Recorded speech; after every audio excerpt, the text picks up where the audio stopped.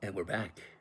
We are back for a second video, a double header, if you will, on this July 4th, 2025. Pablo here from Unique Japan. How are you? I just finished doing a kind of a fun video for a Komizuta katana, ujkg008. We're coming up to, like I said, our 500 katana. We've also sold 250 wakizashi and 60 some tanto. So we are actually approaching the 1,000 sword mark here at Unique Japan, which is a lot of fun. So great, so great. Now I have here a very unique piece, something I think this is just a little darling. Can I call it a sword? I can't call it a sword because it's called a kogatana. This is a kogatana, a very ko meaning small, small sword. Basically, this is like the size of a. It looks big on this page here, but this is all of 7.5 centimeters, and it was created by swordsmith Masamine, right, or Sumitami Yoichiro. From and the actual sword itself is dated to 1984, I think. Okay, but this is a small little guy. Small guy. You guys are gonna love this. So without further ado, look at this. This is just fabulous. I bought this, or I saw this in February this past year on my sword buying trip to Japan. And I just didn't know what to make of it because it's just, you know, when you're so used to seeing a katana, then a tachi, and then, you know, when I go to Japan, I'm presented with, you know, dozens of swords, and I have to choose which ones I think are right for UJ. And this piece comes along, and I was like, really? Like, is this actually, you know, am I gonna consider this? And but I did, and this piece. Like I say, was built by Masamine. It's like a kozuka, right? But it's bigger than the kozuka. It's and much more splendid, right? So we have some sayagaki here by Nozomi-san. And here it is, guys, the big reveal, the sword, as he stretches out to see if he can pull it out of this gigantic saya. Ding! Look at this guy. But I tell you, don't be thinking this is like not special just because it's small. This is an absolute darling of a sword. And the NTHK who reviewed the sword, because the MBTHK won't look at this because it's not long enough. Their mistake. The NTHK went mental. They thought this is actually can get Yushuto, which is like the masterpiece level, right? They loved it so much.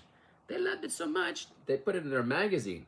Look at that. They featured this thing with the koshirai, which we're going to get to in a second. I don't want to spoil the surprise, but there's a koshirai that comes with this thing. But look at that. Isn't this... I mean, it's a katana, but it's just tiny, right? And so Masamine, look at that. Ooh, I actually... Maybe all my swords should be this long. I can actually show a hamon on camera. That's perfect.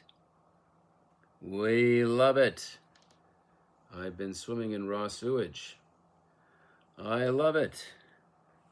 I love it. Anyway, for those that love Police Academy and Police Squad and Naked Gun, here's the hamon, right? Isn't this beautiful? And actually, there's a little bit of utsuri because Masamine was famous for doing work in the Bizen tradition. Can I get the utsuri in there? But there is utsuri. Utsuri is a kind of reflection. Those that know Bizen swords know what I'm talking about. But anyway, I'm trying my best, but difficult to show. But yeah, I mean, it's so cool, right? So let me read up on something here for you. It is noted that in 1975, remember, he was a living national treasure, this guy, Masamine, right? He was really revered for his work in Japanese swords. But in 1975, he began research into tosu, or small knives. and modeled after those found in the Shosoin repository. So in 1986, he had held an exhibition, apparently, of such small works, including Tosu with Bachidu, which is engraved in ivory. And I think, and it's understood that this sword was part of that kind of research into these kind of miniature collection, right? So this is a well-forged sword, or a kokatana, and just a delightful little piece that just, you can't help but smile when you look at a sword like this. I keep calling it a sword because it feels sword, even though it's like tiny. Isn't this cool? I mean, unique Japan. We are unique, and we are Japan. So fabulous. So on there, just in terms of Masamine, those, I think you got a glimpse of the signature, but it's on there. So Masamine Saku, so made by Masamine. And oops, I thought it was on the other side of that, but it's not. It's here. And the date, which was in the year of the rat, 1984, February, right? So cool. So cool. And there's a certificate, the NTHK, give a Kanteisho certificate. And here's some close-ups of the hamon line there. It's made with masame hada, believe it or not. So straight grain. You can actually see that straight grain in that here. See that kind of straight grain, masame hada. Love masame. And even here's where I mean by utsuri. So the utsuri, kind of a shadow hamon, appears here towards the back of the blade. Look at that. A Star is Born. I just love this little guy. I think it's wonderful. Okay.